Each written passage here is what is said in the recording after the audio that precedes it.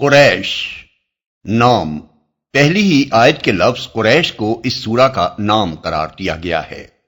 زمانہ نزول اگرچہ ضحاک اور کلبی نے اس کو مدنی کہا ہے، لیکن مفسرین کی عظیم اکثریت اس کے مکی ہونے پر متفق ہے، اور اس کے مکی ہونے کی کھلی شہادت خود اس سورہ کے الفاظ ربا حاذل بیت یعنی اس گھر کے رب میں موجود ہے۔ اگر یہ مدینے میں نازل ہوتی تو خانہ کعبہ کے لیے اس گھر کے الفاظ کیسے موضوع ہو سکتے تھے؟ بلکہ اس کے مضمون کا سورہ فیل کے مضمون سے اتنا گہرا تعلق ہے کہ غالباً اس کا نزول اس کے متصلاً بعد ہی ہوا ہوگا۔ دونوں سورتوں کے درمیان اسی مناسبت کی بنا پر سلف میں سے بعض بزرگ اس بات کے بھی قائل ہوئے ہیں کہ یہ دونوں دراصل ایک ہی سورت ہیں۔ اس خیال کو تقویت ان روایات کی بنا پر ملی ہے کہ حضرت ابی بن کعب کے مصحف میں یہ دونوں ایک ساتھ لکھی ہوئی تھی اور درمیان میں بسم اللہ مرقوم نہ تھی۔ نیز یہ کہ حضرت عمر رضی اللہ عنہ نے ایک مرتبہ کسی فصل کے بغیر ان دونوں کو ملا کر نماز میں پڑھا تھا، لیکن یہ رائے اس وجہ سے قابل قبول نہیں ہے کہ صحابہ کرام کی عظیم تعداد کے تعاون سے سیدنا عثمان رضی اللہ عنہ نے قرآن مجید کے جو نسخے سرکاری طور پر لکھوا کر بلاد اسلام کے مراکز میں بھجوائے تھے، ان میں دونوں کے درمیان بسم اللہ درج تھی، اور اسی وقت سے آج تک تمام دنیا کے مصاحف میں یہ الگ الگ سورتوں کی حیثیت ہی سے لکھی جاتی رہی ہیں۔ مزید برآں دونوں سورتوں کا انداز بیان ایک دوسرے سے اس قدر مختلف ہے کہ یہ علانیہ دو الگ صورتیں نظر آتی ہیں۔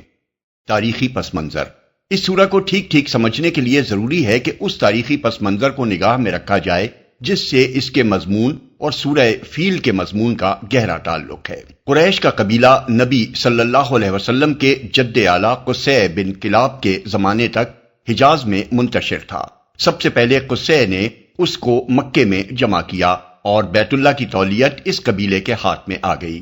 اسی بنا پر قصی کو مجمع یعنی جمع کرنے والے کا لقب دیا گیا۔ اس شخص نے اپنے اعلیٰ درجے کے تدبر سے مکہ میں ایک شہری ریاست کی بنیاد رکھی اور جملہ اطراف عرب سے آنے والے حاجیوں کی خدمت کا بہترین انتظام کیا، جس کی بدولت رفتہ رفتہ عرب کے تمام قبائل اور تمام علاقوں میں قریش کا اثر و رسوخ قائم ہوتا چلا گیا۔ قصی کے بعد اس کے بیٹوں عبد مناف اور عبد الدار کے درمیان مکہ کی ریاست کے مناصب تقسیم ہو گئے، مگر دونوں میں سے عبد مناف کو اپنے باپ ہی کے زمانے میں زیادہ ناموری حاصل ہو چکی تھی اور عرب میں اس کا شرف تسلیم کیا جانے لگا تھا۔ عبد مناف کے 4 بیٹے تھے، ہاشم، عبد شمس، مطلب اور نوفل۔ ان میں سے ہاشم عبد المطلب کے والد اور رسول اللہ صلی اللہ علیہ وسلم کے پردادا کو سب سے پہلے یہ خیال پیدا ہوا کہ اس بین الاقوامی تجارت میں حصہ لیا جائے جو عرب کے راستے بلاد مشرق اور شام و مصر کے درمیان ہوتی تھی، اور ساتھ ساتھ اہل عرب کی ضروریات کا سامان بھی خرید کر لایا جائے تاکہ راستے کے قبائل ان سے مال خریدیں اور مکے کی منڈی میں اندرون ملک کے تجار خریداری کے لیے آنے لگیں۔ یہ وہ زمانہ تھا جب ایران کی ساسانی حکومت اس بین الاقوامی تجارت پر اپنا تسلط قائم کر چکی تھی جو شمالی علاقوں اور خلیج فارس کے راستوں سے رومی سلطنت اور بلاد مشرق کے درمیان ہوتی تھی۔ اس لیے جنوبی عرب سے بحر احمر کے ساحل کے ساتھ ساتھ جو تجارتی راستہ شام و مصر کی طرف جاتا تھا اس کا کاروبار بہت چمک اٹھا تھا۔ دوسرے عربی قافلوں کی بنسبت قریش کو یہ سہولت حاصل تھی کہ راستے کے تمام قبائل بیت اللہ کے خدام ہونے کی حیثیت سے ان کا احترام کرتے تھے۔ حج کے زمانے میں نہایت فیاضی کے ساتھ حاجیوں کی جو خدمت قریش کے لوگ کرتے تھے اس کی بنا پر سب ان کے احسان مند تھے۔ انہیں اس امر کا کوئی خطرہ نہ تھا کہ راستے میں کہیں ان کے قافلوں پر ڈاکہ مارا جائے گا۔ راستے کے قبائل ان سے راہ گزر کے وہ بھاری ٹیکس بھی وصول نہ کر سکتے تھے جو دوسرے قافلوں سے طلب کیا جاتا تھا۔ ہاشم نے انہی تمام پہلوؤں کو دیکھ کر تجارت کی اسکیم بنائی اور اپنی اس اسکیم میں اپنے باقی تینوں بھائیوں کو شامل کیا۔ شام کے غسانی بادشاہ سے ہاشم نے، حبش کے بادشاہ سے عبد شمس نے، یمنی امراء سے مطلب نے اور عراق و فارس کی حکومتوں سے نوفل نے تجارتی مراعات حاصل کیں۔ اس طرح ان لوگوں کی تجارت بڑی تیزی سے ترقی کرتی چلی گئی۔ اسی بنا پر یہ چاروں بھائی متجرین یعنی تجارت پیشہ کے نام سے مشہور ہو گئے، اور جو روابط انہوں نے گرد و پیش کے قبائل اور ریاستوں سے قائم کیے تھے ان کی بنا پر ان کو اصحاب الایلاف بھی کہا جاتا تھا، جس کے لفظی معنی الفت پیدا کرنے والوں کے ہیں۔ اس کاروبار کی وجہ سے قریش کے لوگوں کو شام، مصر، عراق، ایران، یمن اور حبش کے ممالک سے تعلقات کے وہ مواقع حاصل ہوئے اور مختلف ملکوں کی ثقافت و تہذیب سے براہ راست سابقہ پیش آنے کے باعث ان کا معیار دانش و بینش اتنا بلند ہوتا چلا گیا کہ عرب کا کوئی دوسرا قبیلہ ان کی ٹکر کا نہ رہا۔ مال و دولت کے اعتبار سے بھی وہ عرب میں سب پر فائق ہو گئے اور مکہ جزیرۃ العرب کا سب سے زیادہ اہم تجارتی مرکز بن گیا۔ ان بین الاقوامی تعلقات کا ایک بڑا فائدہ یہ بھی ہوا کہ عراق سے یہ لوگ وہ رسم الخط لے کر آئے جو بعد میں قرآن مجید لکھنے کے لیے استعمال ہوا۔ عرب کے کسی دوسرے قبیلے میں اتنے پڑھے لکھے لوگ نہ تھے جتنے قریش میں تھے۔ انہی وجوہ سے نبی صلی اللہ علیہ وسلم نے فرمایا تھا کہ قریش قادۃ الناس، قریش لوگوں کے لیڈر ہیں۔ مسند احمد، مرویات عمرو بن العاص۔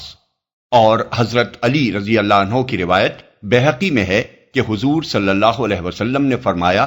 پہلے عرب کی سرداری قبیلہ حمیر والوں کو حاصل تھی، پھر اللہ تعالیٰ نے وہ ان سے سلب کر کے قریش کو دے دی۔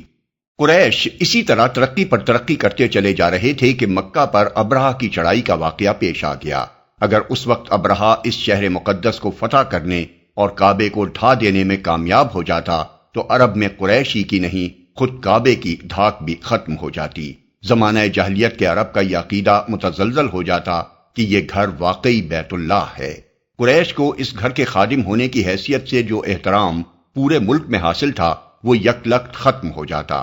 مکہ تک حبشیوں کی پیش قدمی کے بعد رومی سلطنت آگے بڑھ کر شام اور مکہ کے درمیان کا تجارتی راستہ بھی اپنے قبضے میں لے لیتی اور قریش اس سے زیادہ خستہ حالی میں مبتلا ہو جاتے جس میں وہ قصے بن کلاب سے پہلے مبتلا تھے۔ لیکن جب اللہ تعالیٰ نے اپنی قدرت کا یہ کرشمہ دکھایا کہ پرندوں کے لشکروں نے سنگریزے مار مار کر ابرہہ کی لائی ہوئی 60,000 حبشی فوج کو تباہ و برباد کر دیا اور مکہ سے یمن تک سارے راستے میں جگہ جگہ اس تباہ شدہ فوج کے آدمی گر گر کر مرتے چلے گئے، تو کعبہ کے بیت اللہ ہونے پر تمام اہل عرب کا ایمان پہلے سے بدرجہ زیادہ مضبوط ہو گیا اور اس کے ساتھ قریش کی دھاک بھی ملک بھر میں پہلے سے زیادہ قائم ہو گئی۔ اب عربوں کو یقین ہو گیا کہ ان لوگوں پر اللہ کا فضل خاص ہے۔ وہ بے کھٹ کے عرب کے ہر حصے میں جاتے اور اپنے تجارتی قافلے لے کر ہر علاقے سے گزرتے۔ کسی کی یہ جرت نہ تھی کہ ان کو چھیڑتا۔ انہیں چھیڑنا تو درکنار، ان کی امان میں کوئی غیر قریشی بھی ہوتا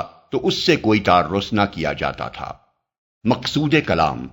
نبی صلی اللہ علیہ وسلم کی بعثت کے زمانے میں یہ حالات چونکہ سب ہی کو معلوم تھے، اس لیے ان کے ذکر کی حاجت نہ تھی۔ یہی وجہ ہے کہ اس سورت کے 4 مختصر فقروں میں قریش سے صرف اتنی بات کہنے پر اکتفا کیا گیا کہ جب تم خود اس گھر یعنی خانہ کعبہ کو بتوں کا نہیں بلکہ اللہ کا گھر مانتے ہو، اور جب تمہیں اچھی طرح معلوم ہے کہ وہ اللہ ہی ہے جس نے تمہیں اس گھر کے طفیل یہ امن عطا کیا، تمہاری تجارتوں کو یہ فروغ بخشا اور تمہیں فاقہ زدگی سے بچا کر یہ خوشحالی نصیب فرمائی، تو تمہیں اسی کی عبادت کرنی چاہیے۔